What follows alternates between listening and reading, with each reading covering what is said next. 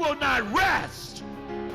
We will not rest until we address this and see that justice is done. A day of peaceful protest is interrupted by violence. How the city of Baltimore is recovering after a night of riots. And the future of same-sex marriage in the United States lies in the balance after the Supreme Court hears controversial arguments today.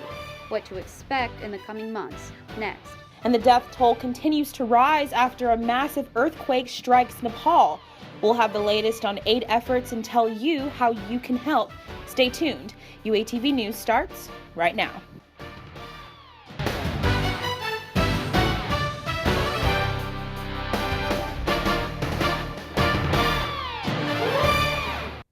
Good evening and welcome to UATV News. I'm Chelsea Hawthorne. And I'm Sawyer Bussey. Thank you for joining us. Well, the issue of same-sex marriage hangs in the balance after the Supreme Court heard arguments from both sides today. In 2013, the court decided that same-sex couples have the right to marry. However, it did not require states to recognize marriages performed in other states. This case will determine whether or not this issue remains in the hands of state lawmakers. This definition has been with us for millennia. And it's very difficult for the court to say, oh, well, we know better. Justice Anthony Kennedy is widely viewed as one of the deciding votes on the matter. Well, the decision isn't expected until June and could impact thousands of same-sex marriages across the country. A Rogers High School student uses his senior prom to make a statement about equality, but his high school refused to give him the crown he had been voted for. Here's a story. I wanted to make sure that there was, a basis for support, and I wanted people to know that there are a lot of people who support them in Rogers. After reading statistics about hate crimes and violence people in the LGBT community face, high school senior Mason Coupler and his friends decided to do something to help. We figured it'd be a great idea to run for prom queen because that kind of pushes the envelope a bit and it makes people ask questions. And people did ask questions. If Coupler won, he would be the first ever male prom queen in Rogers High history, and his classmates seemed to jump on board. A lot of people were positive, and it was really encouraging to see, how everybody was going to help get the cause out there. After a week of campaigning, Coupler and his friends showed up at prom, ready to hear the results of voting week. 15 minutes from midnight, the announcement was made, and Coupler won. But the victory, he says, wasn't what he expected. And they said, let's recognize, an individual, your prom royalty, Mason Coupler, which was not at all what I had ran for. The administration then placed a king's crown on the head of the Rogers senior and congratulated him for his efforts. It kind of felt like they were invalidating the entire message. They didn't want, a male prom queen. In response to the incident, the principal of Rogers High released a statement saying, quote, Rogers High works to be a place where all belong, all learn, and all succeed. The students voted, Mason Coupler won the vote, and we celebrated at prom Saturday. But Coupler says the title he was given is not what his classmates voted for, and hopes that the school will handle situations like this better in the future. I hope that when the administration observes a majority of the students doing something that is progressive and something that's more something to be proud of rather than something to be afraid of, I want them to recognize that and support that, foster more acceptance, foster more awareness. Reporting for UATV News, I'm Sawyer Bussey. When asked for further comments, the principal of Rogers High School told our reporters that the school had already issued a statement on the incident and refused to comment further. A bill passed that prohibits cities from passing non-discrimination ordinances could find its way on the ballot. The Arkansas Attorney General approved a measure that would put the repeal of Senate Bill 202 up for a public vote. If a petition receives enough signatures, the measure would appear on the 2016 ballot. The city of Baltimore is recovering today after a violent night in the streets. Rioting broke out after peaceful demonstrations yesterday. 15 officers were injured and over 200 arrests were made. City officials say they see the rioters and protesters as two separate groups of people. This is one of our darkest days as a city, and I know that we're much better than this. We know that the world is watching, and we cannot allow our city to devolve into chaos. And the demonstrations are in response to the death of Freddie Gray. Gray died after being injured during a police arrest last week. His family is urging for a stop to the violence and asking that protests remain peaceful. Earlier today, and we had a beautiful homegoing service, and to see that it turned into all this violence and destruction, I am really appalled. And Maryland Governor Larry Hogan says there will not be a repeat of what happened last night. Well, a police officer is in jail tonight after assaulting his wife. Police say Officer Stephen Holsey became aggressive after he found his wife looking through his phone. Police say Holsey then struck his wife and barricaded himself in his home. After more than an hour in his home, Holsey surrendered on his own. Holsey is charged with aggravated assault, domestic battery, terroristic threatening, and false imprisonment. Well, the death toll is still rising as rescue and recovery efforts continue in Nepal after a 7.8 earthquake struck the region over the weekend. The earthquake was felt in neighboring countries and triggered an avalanche on Mount Everest. The United States has teams on the ground to aid in relief efforts, with more on the way. We are sending a nearly 130-person disaster assistance response team to conduct assessments, coordinate the humanitarian response, and provide search and rescue capabilities, along with 45 tons of cargo. 4,600 people have been killed and 9,000 injured. The U.S. State Department has confirmed the deaths of 3 Americans and has yet to verify the death of a 4th. One of those killed has ties to Arkansas. 33-year-old Dan Friedenberg was climbing Mount Everest when the earthquake triggered an avalanche. He was the Google executive. Friedenberg went to high school in North Fork, Arkansas. Thing to think about, he was walking, he'd walked these halls at Norfolk, you know. It's hard to believe that, but glad to have known him for sure. Friedenberg had been a Google executive since 2007. Humanitarian organizations in northwest Arkansas are responding to the devastating events in Nepal. The Red Cross is appealing for funds to aid the emergency relief efforts in Nepal, and the U of A encourages students to lend a helping hand through the Nepali Association of Northwest Arkansas. And here on campus, an organization is helping provide relief funds for the victims in Nepal. Chartwells will host a Nepal earthquake relief luncheon this Thursday at the Union North Terrace. The luncheon will provide traditional foods from Nepal, lemonade, and water, and it only costs $8. All proceeds will go to the American Red Cross. The event will last from 10:30 in the morning till 1 in the afternoon. Well, it was a pretty chill day on the Hill today, and it looks like the cold weather has come back. That's right. Let's go live to UATV's Haley Noga with your current weather conditions. Haley, how's it looking out there? Well, Chelsea and Sawyer, currently outside, it's a nice calm night right now. Cloudy skies, 61 degrees. Not getting too chilly at night because the temperatures aren't dropping as much as normal because it's going to warm up a bit. Today's high was 62 degrees, partly cloudy, but we did see some AM rain showers. And your daytime tracker for tomorrow, April 29th. 7 a.m. it's going to be a very chilly 44 degrees, so if you're going in an early morning class, you're going to want to grab a nice coat, but you could lose that coat by noon when it's going to warm up to 67, and at 5 p.m. 69 degrees with your sunset around the 8 o'clock hour. Now coming up, I'm going to have a look at some severe weather heading towards the Gulf Coast states, and if Arkansas is going to be seeing some more sun, so stay tuned. Guys, be on the lookout for a few traffic changes heading your way. Beginning tonight at midnight, southbound traffic on College Avenue between Herald Street and Rolling Hills Drive will be closed until 9 tomorrow morning. The Fayetteville Water and Sewer Department will make repairs and restrict the road to 1 lane. The flaggers will be on site to assist drivers, but drivers should expect delays.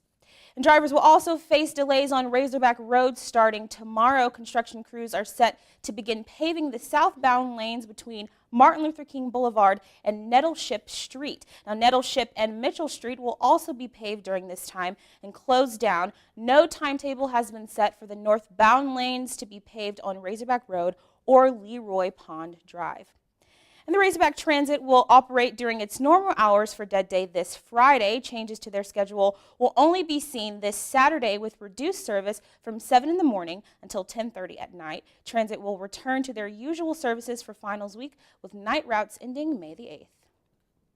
The people of Aurora, Colorado seek closure, the trial for a mass murder that rocked the town in 2012 next. And women in the Army are making history. What a group of women are doing to prove themselves. UATV News is right back after this.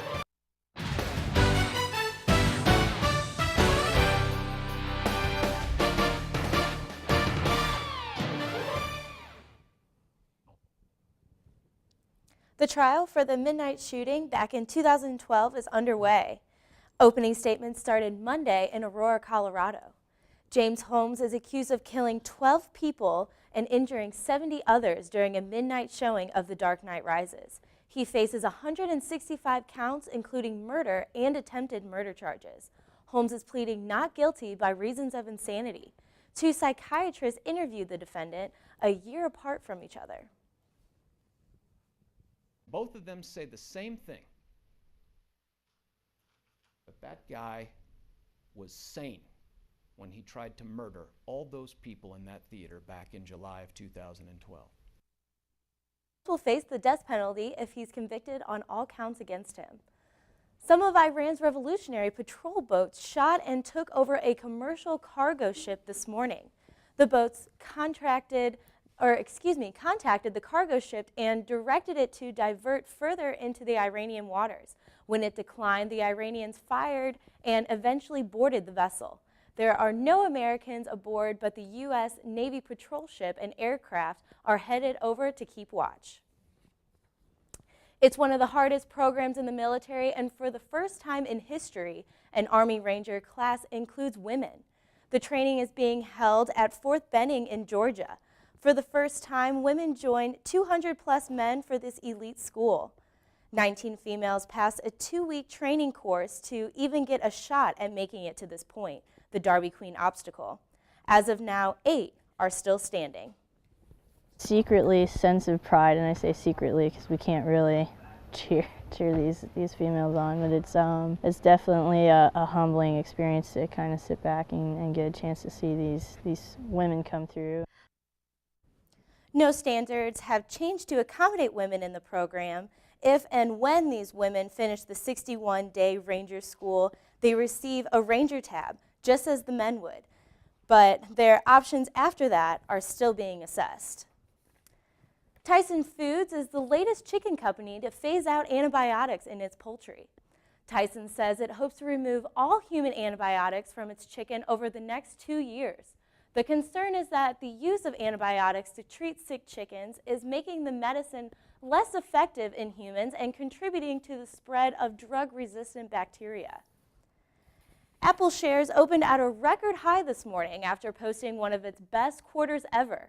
Yesterday, Apple reported revenue of $58 billion and profits over $13 billion.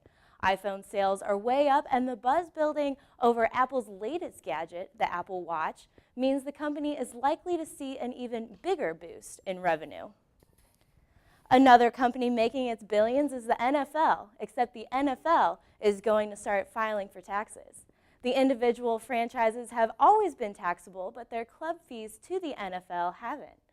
Today, the NFL announced it's dropping its tax-exempt status, but says the move won't make any material difference to their business.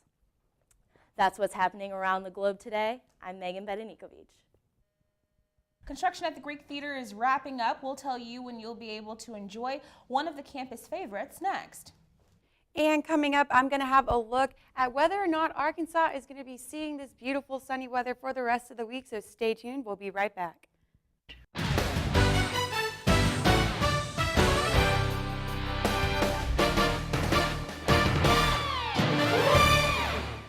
Welcome back. Let's take a look at Wednesday's weather. As we can see, the storms that were hitting the Texas, Oklahoma, Arkansas area have moved eastward to Alabama, Georgia, Florida, North and South Carolina, and all of these areas are going to be seeing some pretty heavy rain showers tomorrow. Up here in the Pacific Northwest, few rain showers here and there, but down in Florida, they're going to be seeing some severe weather, so let's take a closer look at that.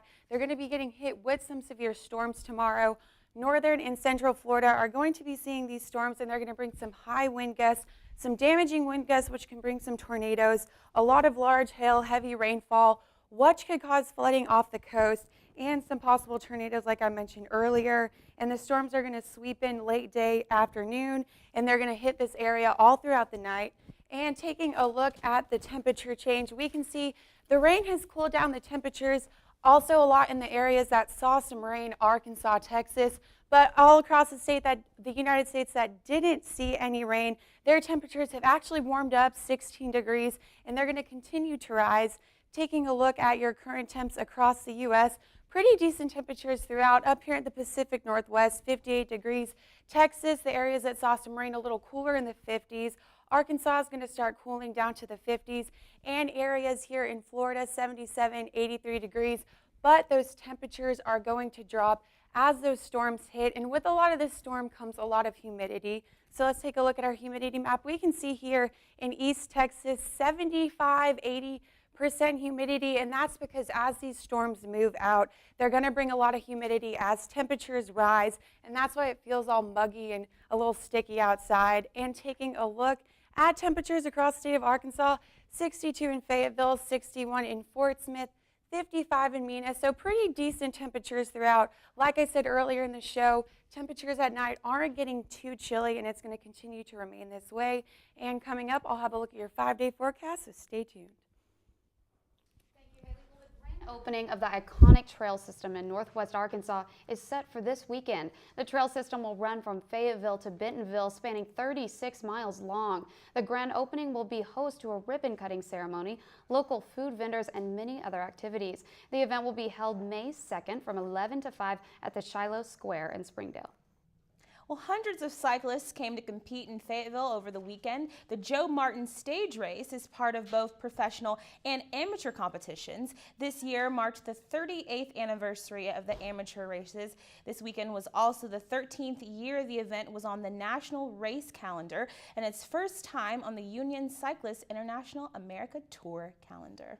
Well, a focal point of the university has been in the process of receiving a facelift. Over the last semester, our own Phil Gore followed the construction of the Chi Omega Greek Theater earlier this semester and is back with an update on its completion. Of the many scenic facilities the University of Arkansas has, none are more used than the Chi Omega Greek Theater. For the last 2 years, it has been under renovation thanks in part to 2 grants totaling nearly $1 million. Associate Vice Chancellor for Facilities Mike Johnson spoke about what it takes to upkeep the theater. We've done a number of things over the years to maintain it, but it's gotten to the point where we needed to do a little heavier work, and we needed to do some grounds work as well. Many upgrades were made, such as drainage in the lower grass area and a new ADA-approved access. Complementing the groundwork is new landscaping. The Greek Theater dates all the way back to 1930 when it was dedicated, and in 1992 it received recognition in the National Register of Historical Places. It has a lot of uses, it gets a lot of use, and it gets a lot of casual use. People will come, sit on the lawn, maybe put a hammock up, sit in the seating bowl. We've done our best to keep the surrounding area open so you can see it from any number of angles. Whether it's a concert, a pep rally, or just to come hang out and study, this historic landmark will be open to the public again shortly. Reporting for UATV, I'm Phil Gore. The Greek Theater will be rededicated next Wednesday, May 6th. After the rededication, the fences will be removed and ready for students and other visitors to use. On sports, hear from Coach Bielema about Saturday's red-white spring game. And see which players might be ready to step up next year. That and more when UATV News returns.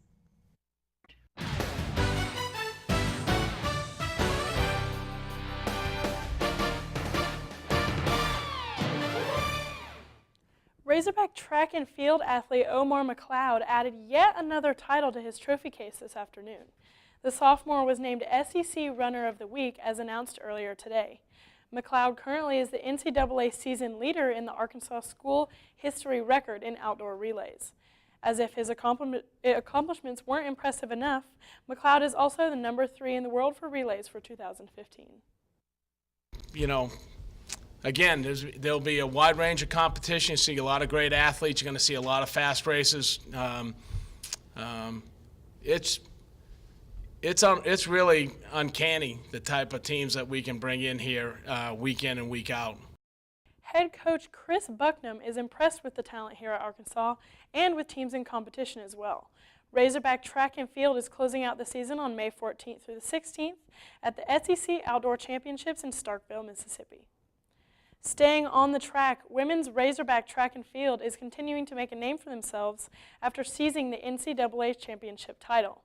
The women's Razorback track and field team have racked up 2 Drake Relay titles and the High V Cup, an award given to the highest scoring team in the 5 scored relay events. The Razorback women have achieved 20 top 25 national marks with Dominique Scott at 10,000 meters and Sandy Morris at pole vault. Dominique Scott, who is one of the elite distance runners in the U.S. right now, she doesn't have a 5,000 meter race on her schedule, but we're going to run her in the 5 at the conference championships because I think she has a chance to win it. Women's track is also headed to Starkville, Mississippi on May 14th for the SEC Outdoor Championships. Arkansas football head coach Brett Bielema opened up about spring practice in the press conference last week. The team has been hard at work since the beginning of spring practice earlier this semester. As the Razorbacks prepared for the spring game last Saturday, Bielema discussed the improvement of many key players such as 5th-year senior quarterback Brandon Allen and junior receiver Keon Hatcher. Brandon Allen continues to impress me. Some of the throws he's making. We showed some red zone clips from him this past week. Was very impressive in the way Keon Hatcher and Hunter Henry, really Jared Collins, Doo-Wop, a couple other guys catching the ball. The Razorbacks have lots of momentum from success in spring ball to carry with them into the 2015 fall season. The annual red and white spring football game took place this past weekend, Saturday, April 25th. The red team, composed of mostly starters, rolled over the white team with a score of 62-18. Brandon Allen had a very successful game, completing 17 of 21 passes for 230 yards and 3 touchdowns. Overall, head coach Brett Bielema has positive feedback about the Razorback showdown. The way our guys worked for 15 practices, the way they got after it, the way they communicated, it's just so much more improved in that area, which really obviously helps us overall. I thought offensively in the first half, especially B.A., continued to show why I'm excited. I think he continues to make strides. I think we had 2 drops in the first half, 2 really good defensive plays, but him and Hatchett had a pretty good spring. Him and Hunter Henry had a good spring. Razorback football returns to the Hill with the season opener against UTEP on September 5th. Coming up after the break, we'll have a look at your 5-day weather forecast. Stay tuned. UATV News will be right back.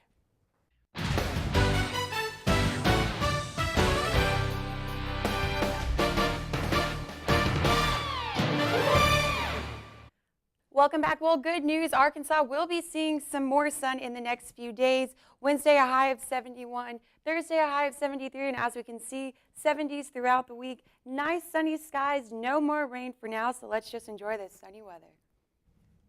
Well, that's going to do it for this edition of UATV News. Make sure to follow us on Twitter and like us on Facebook. I'm Chelsea Hoffman. And I'm Sawyer Bussey. Have a great night.